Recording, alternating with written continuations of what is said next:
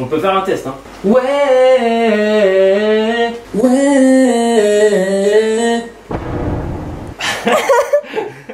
Salut tout le monde les gars, c'est Belgisfolie, j'espère que vous allez bien. Aujourd'hui on se retrouve dans une vidéo que vous avez demandé, mais comme jamais.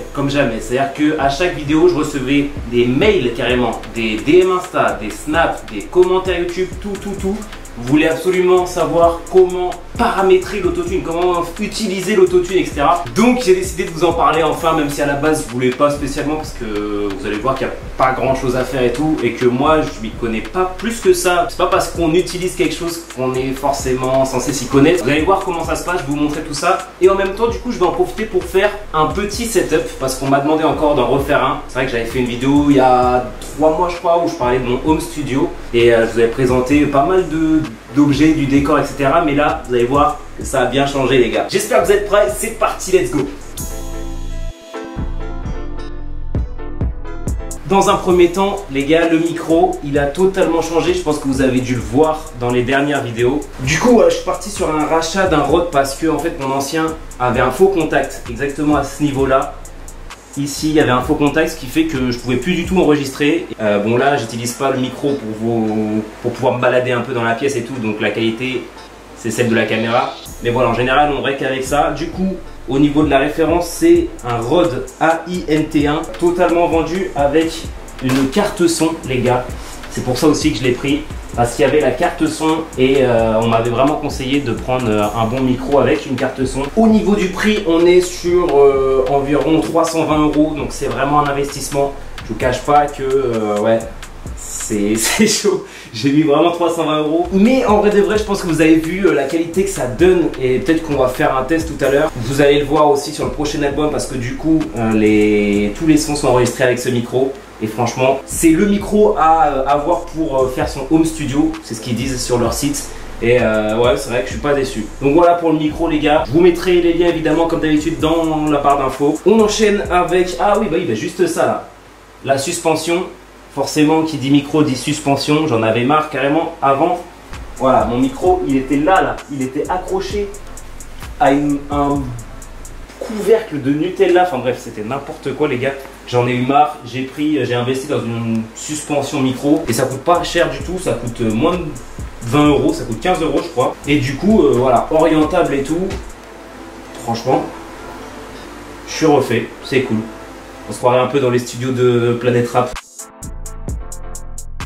Fox Novo qui fait ça et ça coûte 17 €. Du coup, je vous mets le lien dans la barre d'infos si toutefois vous cherchez ça. Je sais que Rode en faisait un aussi, mais qui coûtait quasiment 80 €. Je me suis dit, ouais, j'ai hésité. Je me suis dit, ouais, ça se trouve, il est compatible qu'avec ça. Et en fait, non, vous voyez très bien qu'il est compatible avec tout type de micro. Donc voilà. Ensuite, j'ai investi dans un casque parce que je sais pas si je vous l'avais déjà dit, mais petite anecdote que je balance comme ça, j'ai enregistré tous mes sons avec un casque gaming. Du coup, quand on va enregistrer un son ou quoi, c'était pas la meilleure chose. Du coup, je suis parti sur un Sony et je peux vous dire que belle découverte. C'est un Sony WH-1000X-M3. Il coûte vraiment cher, il coûte 270 €. Franchement, il les vaut. Mais après, je pense que c'est vraiment un casque professionnel ou quoi. Je pense pas que ça serve à grand chose si vous n'êtes pas un minimum pro. Mettre 270 € dans un casque, j'avoue, c'est un peu abusé.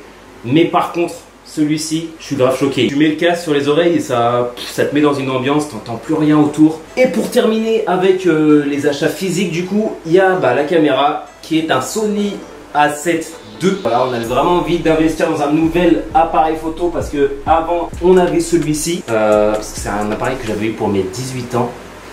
Du coup, ouais, ça commence à dater. C'est fini pour tout ce qui est achat physique. On passe au logiciel. Donc, mon Mac en ce moment, je sais pas si vous pouvez bien le voir, il est vraiment fendu de gauche jusqu'à droite. C'est cool. Du coup, je le branche à la télé, mais en vrai, c'est pas fou parce que ça me pète les yeux. Du coup, j'évite d'utiliser mon Mac en ce moment. FL Studio, je vous en parle tout le temps. Même dans mes stories Insta, des fois, je vous montre comment faire des instrus ou je vous montre ce que je fais. C'est le logiciel qui me permet de faire des instrus. Depuis peut-être mes 15 ans, je pense que j'utilise FL et ça a toujours fait le taf.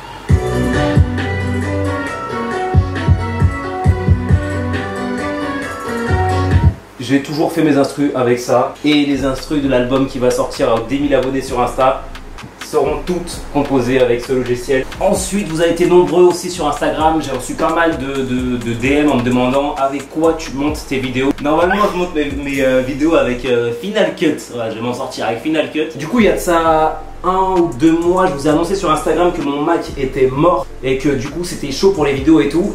On m'a proposé du coup de tester un logiciel de montage, mais du coup vu que mon Mac est mort, ça aurait été sur un ordinateur Windows. J'ai jamais été fan des logiciels sur Windows et tout, surtout des logiciels de montage. Je sais qu'avant j'utilisais Sony Vegas. Ça mettait 1 heure, mais plus même, ça mettait 1 nuit pour faire un rendu. C'était horrible, les vrais connaissent ça, les vrais connaissent ça. Du coup, bon, je me suis dit, vas-y, je vais tester parce que sinon il n'y a plus de vidéos. Du coup, le logiciel c'est Filmora 9 et vraiment, il fait le taf. En vrai de vrai, je l'ai téléchargé et ça m'a mis directement à l'aise parce que ça m'a demandé si je voulais que le visuel ressemble à Final Cut ou un autre logiciel. Du coup, j'ai directement mis Final Cut, tu vois, parce que c'est un truc que je kiffe, c'est mon logiciel à la base. Du coup, j'ai retrouvé les éléments, quelques trucs de Final Cut, quelques habitudes. Et je me suis dit, ah, finalement, c'est peut-être pas mal et tout, ça va me permettre de faire des vidéos et tout. Du coup, j'ai testé ça. En vrai de vrai, je suis choqué, c'est propre. Ça change vraiment de Sony Vegas, le truc était un peu vieillot et tout. Là, c'est vraiment, en plus d'être beau, tu peux faire ce que tu faisais sur Final Cut. Bref, les gens qui me demandaient ce que j'utilisais comme logiciel de montage, si toutefois vous voulez tester ça, il y a une version d'essai gratuite et tout. C'est sur Mac et c'est sur Windows aussi, donc c'est pour tout le monde. Et bref, pour vous en parler rapidement, il y a des effets, il y en a des tonnes. Il y a des transitions, il y a des titres, il y a tout ce que vous voulez, il y a des musiques libres de droit. Et vous pouvez faire du montage dynamique parce que moi j'aime beaucoup tout ce qui est montage dynamique. Vous pouvez le voir, hein, en vrai de vrai, si vous regardez mes vidéos depuis longtemps, vous savez très bien qu'elles sont rythmées, il y a des zooms, il y a des trucs par-ci par-là. Vous avez la possibilité de le faire avec ça. Donc voilà, ce logiciel, ça a été la solution. Le temps que mon Mac parte en réparation, parce que je vais le mettre dans 1 semaine, je pense. Donc merci Filmora, c'était cool. Et voilà, on passe tout de suite, du coup, au logiciel d'Autotune. C'est ce que vous attendez le plus, c'est maintenant, let's go! Ok, là les gars, on y est, c'est le moment que vous attendez depuis longtemps, puisque je reçois des tonnes de messages. Comment utilises-tu l'Autotune? Comment tu le paramètres, etc. Il faut savoir qu'il y a plusieurs types d'Autotune. Il y a l'Autotune que tu règles manuellement, de façon à ce que tu puisses corriger ta voix, tu le règles manuellement, seconde par seconde et tout, etc. Moi, c'est pas ce que je fais. Ça, c'est des autotunes qui sont sur des logiciels un peu plus pro, du genre Pro Tools, etc. Ça s'appelle Autotune d'ailleurs, je crois. J'ai déjà testé ça, mais c'était quand j'étais plus jeune. Et je vous cache pas que j'en ai un vieux souvenir parce que c'était chaud à manier et qu'en vrai, le rendu, j'ai jamais trouvé fou. Du coup, moi, ce que je fais, c'est que je suis sur GarageBand. Je me fais une piste ici, juste en dessous de la piste principale. Je l'appelle vocodeur histoire que je m'en souvienne. Ensuite, vous cliquez sur le ciseau qui est juste ici. Et là, vous avez correction de la tonalité juste en bas. Vous le boostez à fond si vous voulez un max d'autotune. Vous cliquez sur les deux options juste ici. Limiter la tonalité, activer le flex. Rien qu'avec ça, vous avez déjà activé l'autotune. Ça veut dire que là, si on peut faire un test. Hein. Ouais.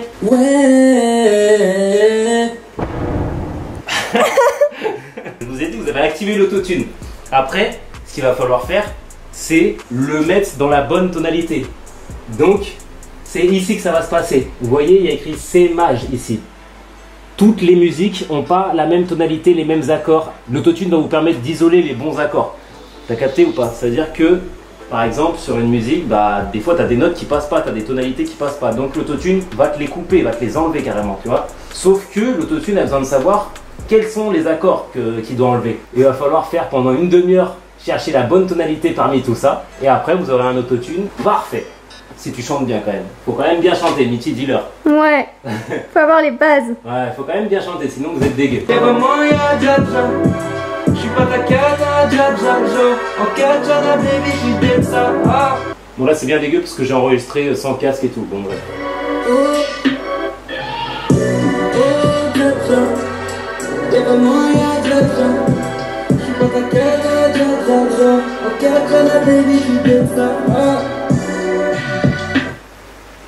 Ok les gars, c'est bon. Voilà comment je fais mon autotune. Merci d'avoir suivi cette vidéo les gars, j'espère que vous avez kiffé ce setup et cette présentation des logiciels. On se dit à la prochaine, à la semaine prochaine pour une nouvelle vidéo. Ciao. Ok. Non, c'est l'autre côté. Ah merde. Ah non, vas-y. Non mais attends.